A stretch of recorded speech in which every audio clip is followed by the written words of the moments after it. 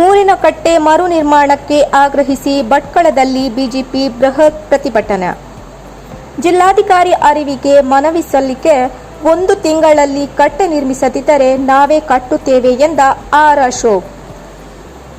ಮೂರಿನ ಕಟ್ಟೆ ವಿವಾದಕ್ಕೆ ಸಂಬಂಧಿಸಿ ರಾಜ್ಯ ಸರ್ಕಾರದ ನಡೆ ಖಂಡನೀಯವಾಗಿದ್ದು, ಹಿಂದೂಗಳ ಭಾವನೆಗಳಿಗೆ ಧಕ್ಕೆ ಉಂಟು ಮಾಡುವ ಕೆಲಸ ನಡೆಯುತ್ತಿದೆ ಎಂದು ವಿರೋಧ ಪಕ್ಷ ನಾಯಕ ಆರ್. ಅಶೋಕ ಆರೋಪಿಸಿದರು. ಅವರು ಶುಕ್ರವಾರ ಮೂರಿನ ಕಟ್ಟೆ ಮರು ನಿರ್ಮಾಣಕ್ಕೆ ಆಗ್ರಹಿಸಿ ನಡೆದ ಬೃಹತ್ ಪ್ರತಿಭಟನೆಯಲ್ಲಿ ಭಾಗವಹಿಸಿ ಮಾತನಾಡಿದರು. ಭಟ್ಕಳದಲ್ಲಿ ಅನಾದಿ ಕಾಲದಿಂದಲೂ ಆರಾಧನೆ ನಡೆಯುತ್ತಿದ್ದ ಮೂರಿನ ಕಟ್ಟೆ ಧ್ವಂಸಗೊಳಿಸಿರುವ ಘಟನೆ ನೋವುಂಟು ಮಾಡಿದೆ.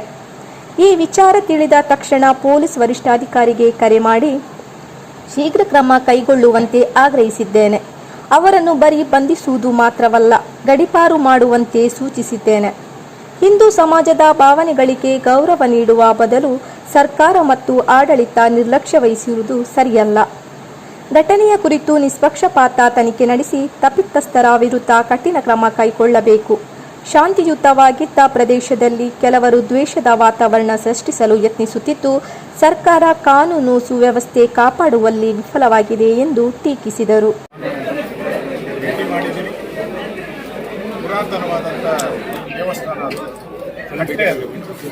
ಶ್ರದ್ಧಾ ಭಕ್ತಿಯ ಕೇಂದ್ರ, 100 ವರ್ಷ ಇತಿಹಾಸ ಇರ್ತಕ್ಕಂಥದ್ದು. ಇವತ್ತು ಆ ಕಟ್ಟೆಯನ್ನು ಮುಸ್ಲಿಂ ಮತಾಂಧರು, ಏಜೆಂಟ್ಗಳು, ಪಾಕಿಸ್ತಾನದ ಏಜೆಂಟ್ಗಳು ಅವರು ಹೊಡೆದಾಕಿ ಅದನ್ನು ಧ್ವಂಸ ಮಾಡಿರುವಂಥ ಘಟನೆ ಇಡೀ ರಾಜ್ಯದ ಹಿಂದೂಗಳು ಕೆರಳುವಂಥ ರೀತಿ. ಅದಕ್ಕೋಸ್ಕರ ನಾನು, ನಮ್ಮ MP ರಾಗೇರಿಯವರು, ನಮ್ಮ ಮಾಜಿ ಶಾಸಕರು ನಾವೆಲ್ಲರೂ ಕೂಡ ಸಾವಿರಾರು ಸಂಖ್ಯೆ ಮೆರವಣಿಗೆ ಮಾಡಿ ಇವತ್ತು ಪ್ರತಿಭಟನೆ ಜಿಲ್ಲಾಧಿಕಾರಿಗಳಿಗೆ ನಾವು ಕೊಟ್ಟಿದ್ದೀವಿ. ಆ ಕಟ್ಟೆ ಏನು ಧ್ವಂಸ ಮಾಡಿದ್ದಾರೆ, ಯಾವ ಮತಾಂತರ ಮಾಡಿದ್ದಾರೆ, ಅವರೆಲ್ಲರನ್ನೂ ಗಡೀಪಾರು ಮಾಡಬೇಕು, ಅವರೆಲ್ಲರನ್ನ ಗುಂಡು ಹಾಕಬೇಕು, ಬಂಧಿಸಬೇಕು, ಮತ್ತು ಆ ಕಟ್ಟೆಯನ್ನು ಅಲ್ಲೇ ಕಟ್ಟಬೇಕು. ಆ ಕೆಲಸವನ್ನು ಮಾಡಿಲ್ಲ ಅಂದರೆ ನಾವೇ ಅಲ್ಲಿಗೆ ಬಂದು ಕಟ್ಟೆಯನ್ನು ಕಟ್ಟಕ್ಕೆ ನೀವು ಅವಕಾಶ ಮಾಡಬಾರ್ದು. ನೀವೇ ಕಟ್ಟಿದ್ರೆ ಒಳ್ಳೆಯದು, ಇಲ್ಲಾಂದ್ರೆ ನಾವೇ ಬಂದು ಕಟ್ಟುವಂಥ ವ್ಯವಸ್ಥೆ ಆಗುತ್ತೆ ಅನ್ನೋ ಎಚ್ಚರಿಕೆಯನ್ನು ಕೂಡ ರಾಜ್ಯ ಸರ್ಕಾರಕ್ಕೆ ಕೊಡ್ತಾ ಇದ್ದೀವಿ. ಮಾಜಿ ಸಚಿವ ಶಿವಾನಂದ ನಾಯ್ಕ, ನಿಗಮ ಮಂಡಳಿ ಮಾಜಿ ಅಧ್ಯಕ್ಷ ಗೋವಿಂದ ನಾಯ್ಕ ಇತರರು ಇದ್ದರು. ಗಣಪತಿ ಮೆರವಣಿಗೆಗಳ ಮೇಲೆ ನಿರ್ಬಂಧ ಅಥವಾ ಅಡ್ಡಿಪಡಿಸುವ ಪ್ರಯತ್ನ ನಡೆದಾಗ ಜನರು ಇನ್ನಷ್ಟು ಸಂಘಟಿತರಾಗಿ ದೊಡ್ಡ ಮಟ್ಟದಲ್ಲಿ ಮೆರವಣಿಗೆಗಳನ್ನು ನಡೆಸಿದ್ದಾರೆ. ಒಂದು ಗಣೇಶನ ಮೆರವಣಿಗೆ ತಡೆಯಲು ಯತ್ನಿಸಿದರೆ ನಾವು 100 ಗಣೇಶನ ಮೆರವಣಿಗೆ ಮಾಡುತ್ತೇವೆ ಎಂಬ ಮನೋಭಾವದಿಂದ ಜನರು ಪ್ರತಿಕ್ರಿಯಿಸಿದ್ದಾರೆ. ಭಾರತ ಮಾತೆ, ರಾಷ್ಟ್ರಗೀತೆ ಹಾಗೂ ಧಾರ್ಮಿಕ ನಂಬಿಕೆಗಳಿಗೆ ಗೌರವ ನೀಡಬೇಕು ಎಂಬುದು ನಮ್ಮ ನಿಲುವು. ದೇಶದ ಏಕತೆ ಮತ್ತು ಸಂಸ್ಕೃತಿಗೆ ಧಕ್ಕೆ ಉಂಟು ಮಾಡುವ ಯಾವುದೇ ಪ್ರಯತ್ನವನ್ನು ಜನರು ಒಪ್ಪುವುದಿಲ್ಲ. ನಾವು ಕಾನೂನನ್ನು ಕೈಗೆತ್ತಿಕೊಳ್ಳುವುದಿಲ್ಲ. ಆದರೆ ಸಮಾಜದ ನಂಬಿಕೆ, ದೇವರು, ಧರ್ಮ ಹಾಗೂ ರಾಷ್ಟ್ರದ ಗೌರವಕ್ಕೆ ಅವಮಾನವಾದರೆ ಅದರ ವಿರುದ್ಧ ಪ್ರಜಾಪ್ರಭುತ್ವದ ಹಾದಿಯಲ್ಲಿ ಹೋರಾಟ ಮುಂದುವರಿಯುತ್ತದೆ ಎಂದು ಅವರು ಎಚ್ಚರಿಸಿದರು. ಪದೇ ಪದೇ ಶಾಂತಿ ಶಾಂತಿ ಎಂದು ಹೇಳುತ್ತಾ ಇದ್ದರೆ ನಮ್ಮ ಹಕ್ಕುಗಳೇ ಕಳೆದು ಹೋಗುವ ಪರಿಸ್ಥಿತಿ ನಿರ್ಮಾಣವಾಗುತ್ತಿದೆ. ಕೇವಲ ಶಾಂತಿ ಮಾತ್ರವಲ್ಲ, ನ್ಯಾಯಕ್ಕಾಗಿ ಹೋರಾಟ ನಡೆಯಬೇಕು. ಭಾರತ ಮತ್ತು ಸನಾತನ ಧರ್ಮದ ರಕ್ಷಣೆಗೆ ಸಮಾಜ ಒಗ್ಗಟ್ಟಾಗಬೇಕಾಗಿದೆ. ಧರ್ಮ ಮತ್ತು ಸಂಸ್ಕೃತಿಗೆ ಧಕ್ಕೆ ಬಂದರೆ ರಾಜ್ಯದ ಶಾಂತಿ ಮತ್ತು ವ್ಯವಸ್ಥೆಗೆ ಹದಗೆಡುವ ಸಾಧ್ಯತೆ ಇದೆ. ಆದ್ದರಿಂದ ಎಲ್ಲ ಹಿಂದೂಗಳು ಒಗ್ಗಟ್ಟಾಗಿ ನಿಲ್ಲಬೇಕು. ಸಮಾಜದ ಹಿತಕ್ಕಾಗಿ ಒಂದಾಗಿ ಕಾರ್ಯನಿರ್ವಹಿಸಬೇಕು. ಮೂರಿನ ಕಟ್ಟೆ ನಿರ್ಮಾಣಕ್ಕೆ 1 ತಿಂಗಳು ಸಮಯ ನೀಡುತ್ತೇನೆ. ಅಷ್ಟರಲ್ಲಿ ಆಡಳಿತ ಅದನ್ನು ಕಟ್ಟಿ ಮುಗಿಸಬೇಕು. ಇಲ್ಲವಾದರೆ ತಾನೇ ನಿಂತು ಕಟ್ಟಿಸುತ್ತೇನೆ ಎಂದರು.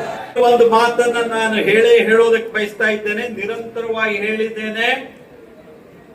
ಮೂರಿನ ಕಟ್ಟೆಯನ್ನ ನಾವು ಯಾವ ಜಾಗದಲ್ಲಿ ನಿರ್ಮಾಣ ಮಾಡಿದ್ವು, ಯಾರು ಮುಸ್ಲಿಂ ಮತಾಂಧರು ಸಮಾಜದ ಸ್ವಾಸ್ಥ್ಯವನ್ನ ಹಾಳು ಮಾಡಬೇಕು ಅಂತ ಪ್ರಯತ್ನ ಮಾಡಿ ಅದನ್ನು ಕೆಡವಿ ಹಾಕಿದಾರೋ ಅದೇ ಜಾಗದಲ್ಲಿ ಕಟ್ಟೆಯನ್ನ ನಾವು ಕಟ್ಟೇವೆ ಅನ್ನುವಂತ ಒಂದೇ ಮಾತನ್ನ ಹೇಳಿದ್ರೆ ಸಾಕಾಗುತ್ತೆ. ಬಂಧುಗಳೇ, ಕಟ್ಟೆಯನ್ನ ಕಟ್ಟೇವೆ ನಾವು. ಇದರೊಳಗೆ ಯಾವುದೇ ರೀತಿಯ ಅಭಿಪ್ರಾಯ ಭೇದ ಇಲ್ಲ. ನಾವೆಲ್ಲರೂ ಒಟ್ಟಾಗಿ ಒಂದಾಗಿ ಆ ಹೋರಾಟವನ್ನ ನಾವು ಮುಂದುವರಿಸೋಣ.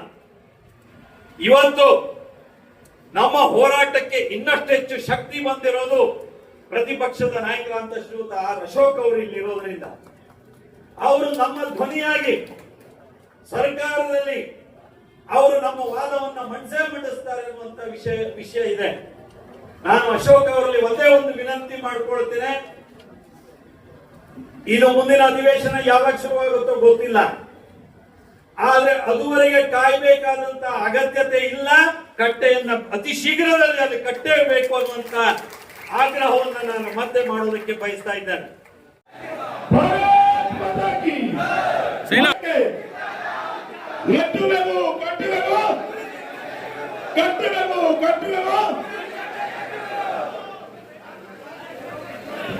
ದಯವಿಟ್ಟು ದಾರಿ ಮಾಡಿಕೊಡ್ಬೇಕು. ತಮ್ಮನ್ನೆಲ್ಲ ಎಲ್ಲ ಹಿಂದೂ ಬಂದವರು ಎದುರುಗಡೆ ಇರಬೇಕು. ದಯವಿಟ್ಟು ದಾರಿ ಮಾಡಿಕೊಡ್ಬೇಕು. ದಯವಿಟ್ಟು ಯಾರು ಬರಬಾರ್ದು. ದಯವಿಟ್ಟು ಯಾರು ಮಾತಾಡೋದು. ದಯವಿಟ್ಟು ಸರ್ಕಾರ ಕೊಡಬೇಕು. ಜೈ ಶ್ರೀರಾಮ್. ಆರಂಭದಲ್ಲಿ ಭಟ್ಕಳ ರಿಕ್ಷಾ ನಿಲ್ದಾಣ ಸಮಿತಿಯ ಗಣೇಶೋತ್ಸವ ನಡೆಯುವ ಸ್ಥಳದಿಂದ ಬೃಹತ್ ಪ್ರತಿಭಟನೆ ಆರಂಭವಾಗಿ ಪ್ರವಾಸಿ ಮಂದಿರದ ಮೂಲಕ ತಾಲೂಕು ಆಡಳಿತ ಸೌಧದವರೆಗೂ ಸಾಗಿತು. ಈ ಸಂದರ್ಭದಲ್ಲಿ ಸಾವಿರಾರು ಸಂಖ್ಯೆಯ ಕಾರ್ಯಕರ್ತರು ಮೂರಿನ ಕಟ್ಟೆ ಮರು ನಿರ್ಮಾಣದ ಕುರಿತು ಘೋಷಣೆ ಕೂಗಿದರು.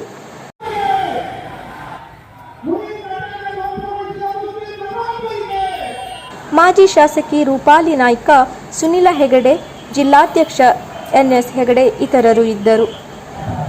ಕರಾವಳಿ ಸಮಾಚಾರ ನ್ಯೂಸ್ ಬ್ಯೂರೋ.